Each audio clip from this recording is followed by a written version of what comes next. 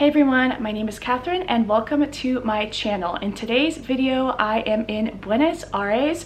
If you haven't seen already, I just finished up or am finishing a tour with EF Ultimate Break. We did Patagonia for about 12 days in Chile and Argentina, and we just flew up and landed and got in our hotel in Buenos Aires. And I still wanted to film for you all while I'm here because everyone's flying out tomorrow night, so they have like a day here, whereas I'm gonna have like 12 days because I am here in between like my EF Patagonia trip and my Antarctica cruise, which starts in Buenos Aires and they'll fly us down to Ushuaia, Argentina in the south, and then that's where we get on the ship.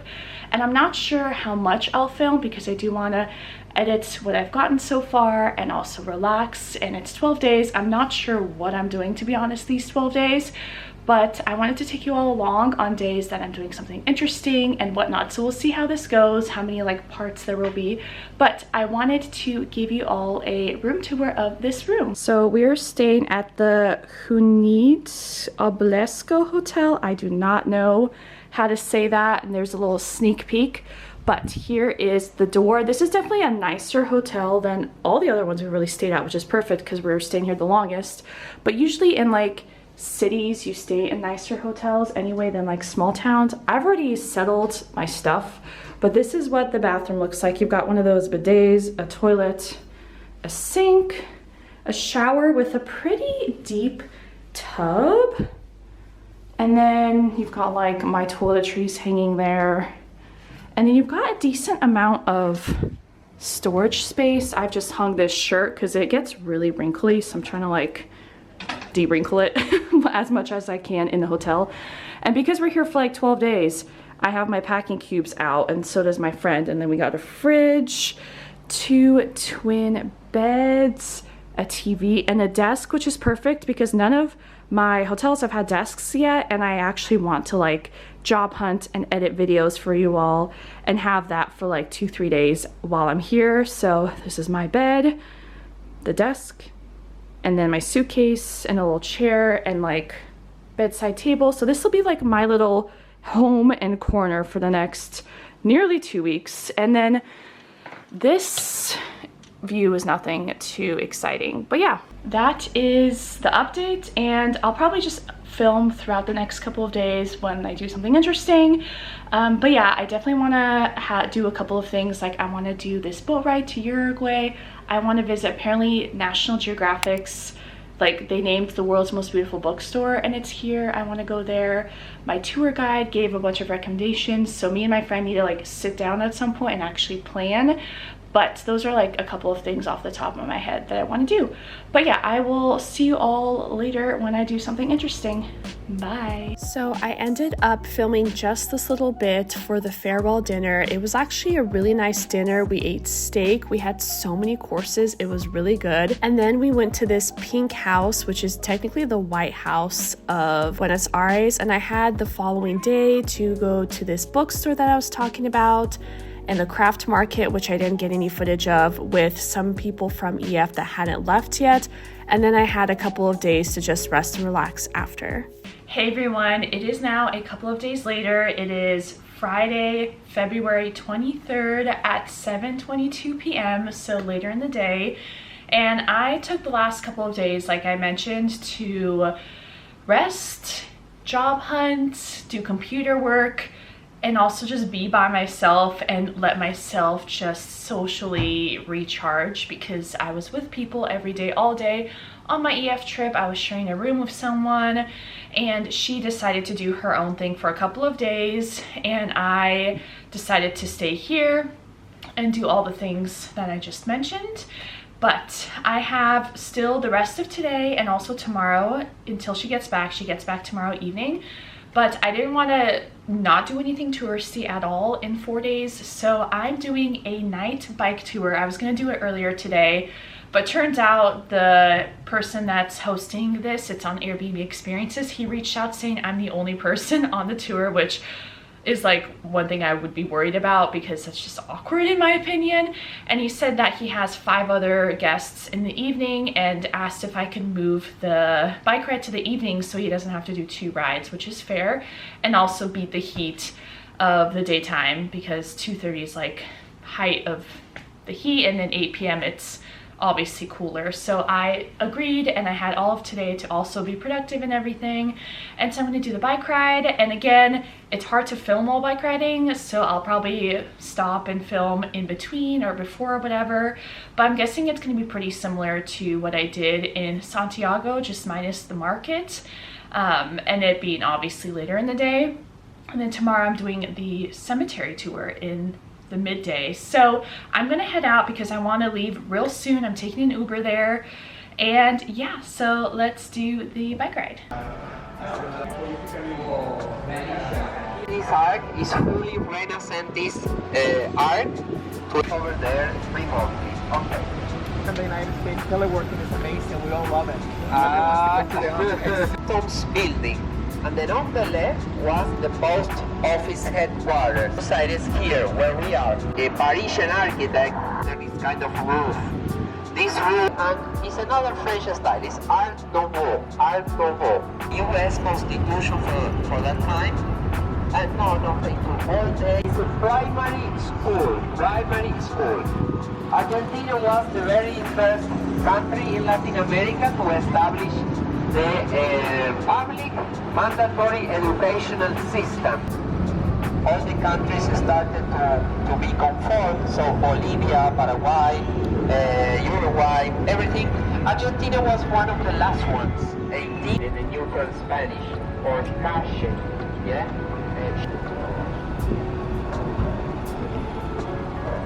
That's founded, yes? This happened, and half Italians in Argentina and 1 million of Spanish in Argentina. Hey everyone, okay, I'm back in the hotel room, and that tour went a lot longer than I thought it would. It started at 8, and I thought it was going to go until like 10, but it went until 11:30, but it was fun riding around during the night. And I've realized I really like bike tours, from doing it for the first time, doing like a city bike tour in Santiago, to now doing one here in Buenos Aires. And I think that's going to be like a new go-to for me to do when I'm in a city. The only thing is that I got eaten alive by mosquitoes. It was like getting to the point where it was really, I don't want to say ruining my experience, but really getting on my nerves, and I was just paranoid, and I wasn't able to like pay attention as well to the tour guide because they were everywhere. And I was like, how do they live here when there's so many mosquitoes? And I swear it's much worse at night. I'm not normally out that late, just out and about outside.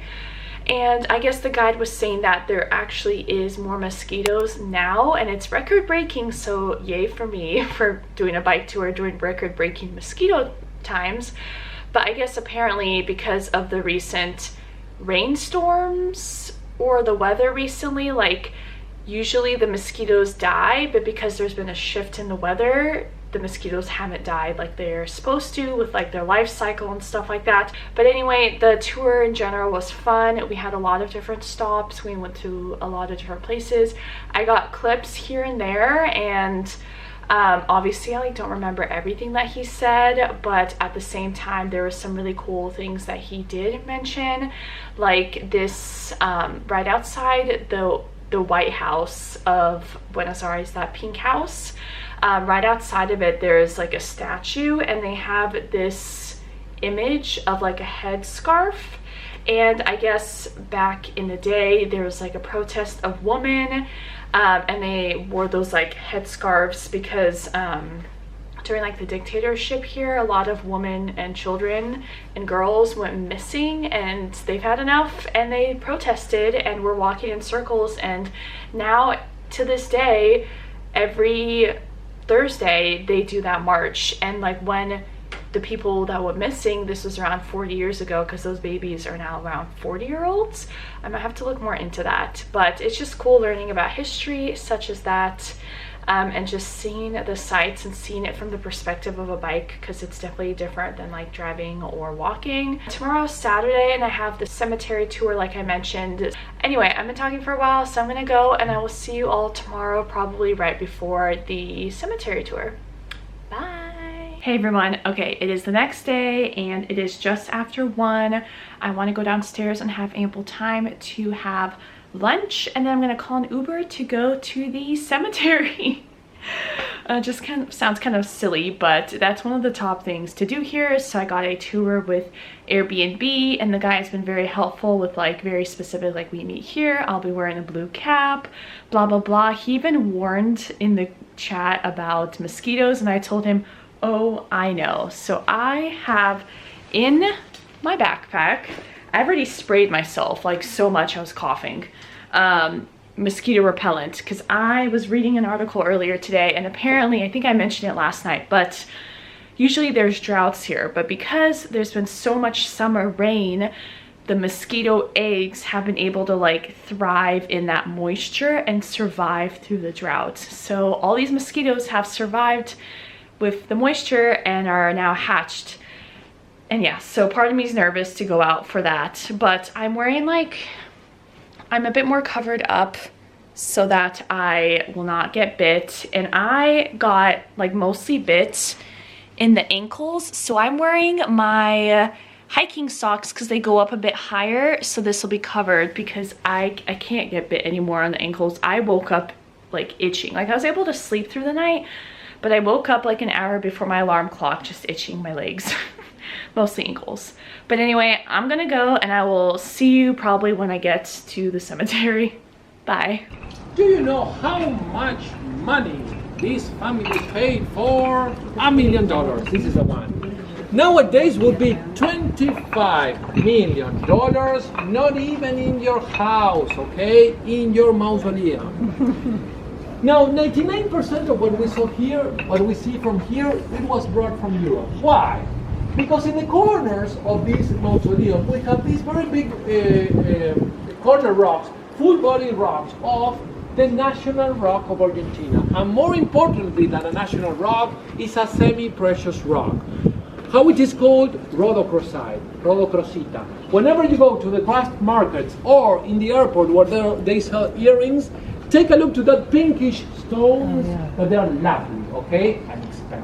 So here I am at the Recoleta Cemetery. This is one of the top things to do while in Buenos Aires because it's just such a unique type of a cemetery where everything is stored above ground and it has all these very beautiful facades, and people would put so much money into their ancestors' burial ground in order to show off like their wealth. And there's actually been no changes to the facade since 1947. That's not allowed anymore. And I learned a lot of really cool things on this tour, such as in the late 1800s to 1930s, Argentina and the US were actually in a competition for power. But in the 1930s, Argentina had a downfall and they've never recovered. So all of the palaces and really just incredible architecture that you see are pre-1930s. And there's also a Jose statue here that is made up by the same artist as the entrance of the Grand Central Station in New York City, and that one family paid the same amount for this sculpture as the city of New York City paid for the Grand Central Station statue. So that's pretty crazy. All of these details you can tell are just really a way for the family to show off to everyone about their ancestors that have passed, like I've mentioned. Also, like I mentioned, 95% of the bodies are above ground, and that's another way for families to kind of show off like the caskets and everything like that. Now you can actually buy a facade for $20,000 to $30,000, and that's on the cheaper end. A lot of these places also have glass doors so you can see in and see the caskets. They're closed, of course, but again, all of this is about just showing off and attention to detail. Some other facts that people were interested about is in order to avoid bad smells or smells in general, a lot of coffins will be like doubled up with 2 coffins, and so the outer layers will have the expensive types of lumber again to show off, and then there'll be an inner layer. And also, this is still an active cemetery with about 3 to 4 new bodies a week coming in, and it's mainly people that are from families of aristocracy. A lot of these facades also have the highest quality marble that's made in parts of Italy, and then they were sent on a boat to come here in Buenos Aires, and that took 100 days. When it comes to the most famous person that has been buried at this cemetery, cemetery and the person that is visited the most often, because there was one grave that happened to have quite the line. That is the grave of Eva Perón, and she was the first lady of Argentina from 1946 until 1952 when she passed. She was born in 1919 and grew up in a poor family in rural Argentina. She ended up moving to Buenos Aires as a teenager to pursue a career in acting, and eventually she ended up becoming a prominent political figure. She then ended up marrying Juan Perón, who later became the president of Argentina, and she played a significant role in his political career. She was known for advocacy for the rights of the working class and women, and she established the Eva Perón Foundation, which focused on social welfare programs, including healthcare and education for the less privileged. Besides her untimely death from cancer at the age of 33, Eva Perón remains a prominent figure in Argentine history and continues to be a symbol of women's empowerment and social justice for many people. So as you can tell, an actress turned political figure for good. She has been very popular with locals and people from around the world. Hey everyone, I'm now back in the hotel room. It is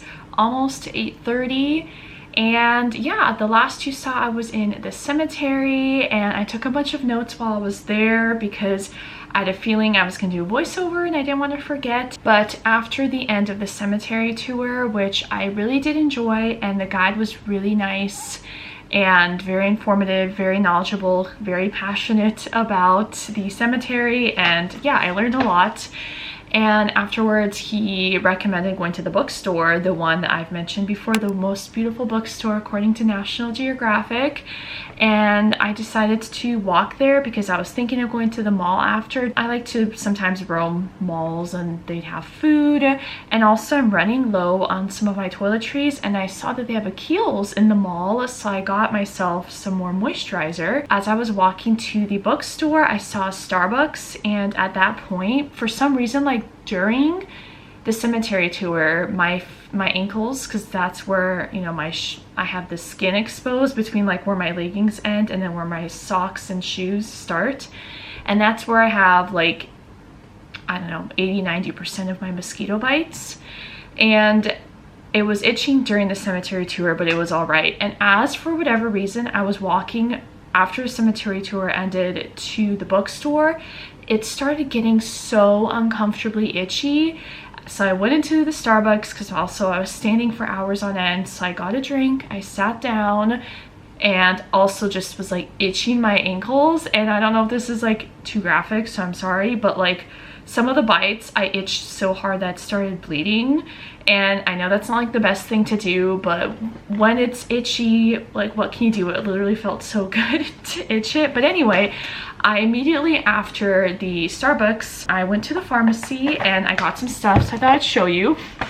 So, well, first off, I'm running low.